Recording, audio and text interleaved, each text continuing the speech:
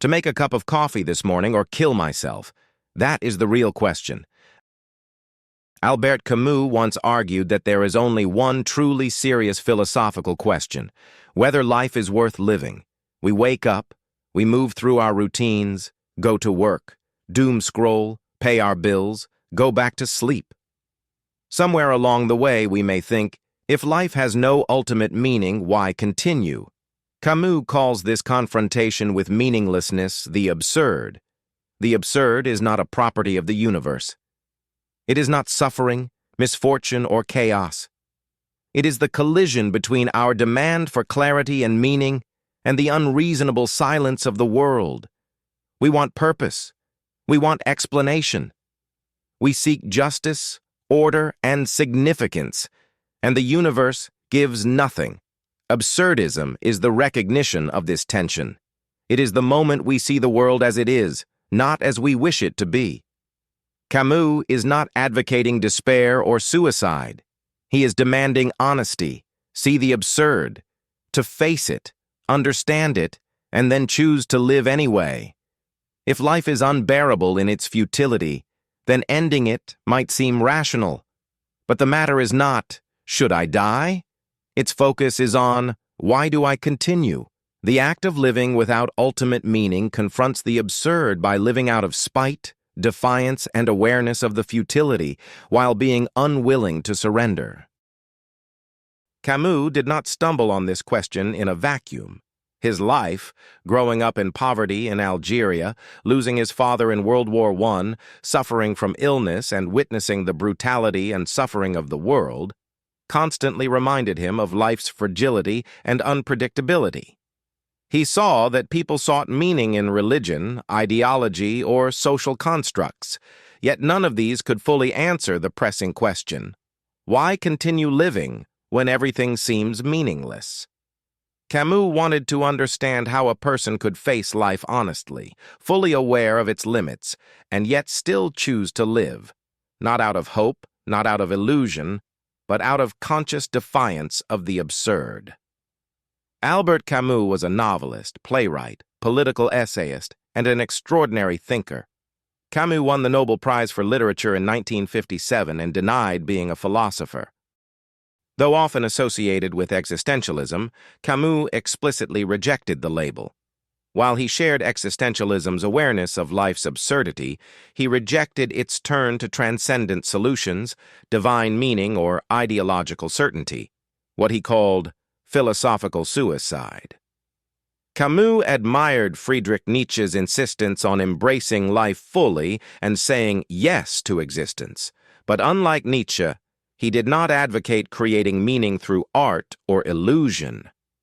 Where Nietzsche sought heroic self-fashioning, Camus emphasized lucid confrontation with the absurd, living authentically, passionately, and morally in the full awareness of life's limits. He explored these ideas in novels like The Stranger and the Plague, in essays such as The Myth of Sisyphus, and in political writings including The Rebel. Albert Camus's life, however, tragically ended from a car accident at the age of 46, leaving behind a body of work that continues to challenge and inspire individuals to confront the absurdity of existence and the freedom it can offer. Once we accept that the universe does not owe us meaning, we are freed to live without illusions, without false hope, without religious crutches, without pretending that life is anything other than what it is. We experience life fully because we no longer defer to some imagined purpose. The present becomes rich. Every sensation, every emotion, every human connection gains depth precisely because we know it will not last, and we cannot control the ultimate outcome. This position leads directly to his critique of religion.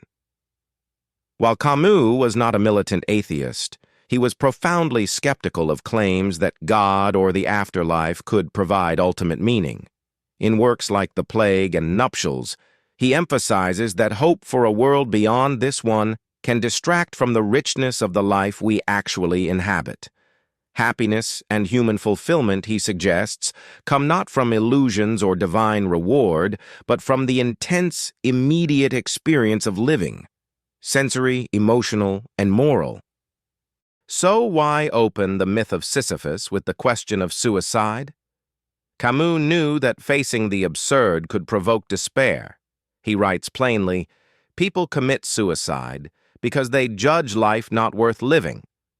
It is here that we begin to understand why he turns to Sisyphus, a figure who embodies this very struggle, this rebellion, this lucid engagement with life in all its futility. In Greek mythology, Sisyphus was condemned by the gods, punished for his cunning and deceit, to roll a boulder up a mountain only to watch it roll back down for all eternity. Camus uses this image to illustrate the human confrontation with the absurd. The struggle itself toward the heights is enough to fill a man's heart. One must imagine Sisyphus happy, he writes. Why happiness? Because Sisyphus fully embraces his condition. He knows there is no ultimate meaning, no divine reward, no final victory, only the work itself. And in confronting this truth with awareness and resolve, he exercises the deepest kind of human freedom. The absurd does not crush him, it sharpens him. This is the essence of absurdism, living fully and deliberately in spite of the universe offering no answers or guarantees. To acknowledge life's lack of inherent meaning and still choose to live passionately is the truest affirmation of existence.